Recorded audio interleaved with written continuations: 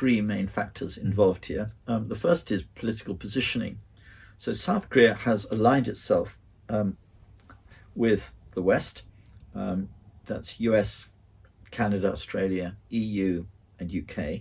And that alignment involves South Korea being part of the international financial and monetary system, which includes membership of the IMF and the World Bank. It has what's called a hard currency. That means a convertible currency, which means if you have South Korean won, you are allowed any day you like, anywhere in the world virtually, to convert your South Korean won into dollars or pounds or Australian dollars or whatever currency you want. In the same way, but in contrast, North Korea has distanced itself from the West and much of the international community. It wants to continue its nuclear program because it still feels vulnerable to a US attack. And it continues to replay in its media, every week, in fact, I believe, the way that the US attacked Libya after it lost its nuclear weapons, or its nuclear weapons program, I should say. Because it wants to keep its nuclear weapons to protect itself against US attack, it means that it's subject to UN sanctions, which means that many countries will not trade with it. So it's got a much more restricted trading position due to its nuclear program, which causes the sanctions. South Korea trades with the rest of the world easily, freely, and has a convertible currency, but North Korea does not in the same way, and its trading partners are restricted to countries which are also dissident to the main Western dominant trend. And those countries would include, obviously, Russia, but also Iran,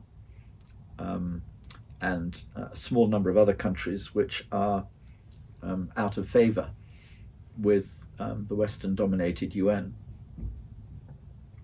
With respect to China, which is a very important trading partner, obviously, for both North and South Korea, in fact, I think China is South Korea's largest trading partner and takes nearly a quarter of its total exports. So you can imagine how large and important that trade is for both China and South Korea. China seems to be willing to trade with both North Korea and South Korea and rather ignores the UN sanctions. Now, not sure whether that's due to the fact that they need to or want to trade with both Koreas politically in East Asia, or whether they don't really believe that the UN has the right to restrict trade in that kind of way. So it's not quite clear what's happening there, but in reality, on the ground, China exports and imports from North Korea and from South Korea.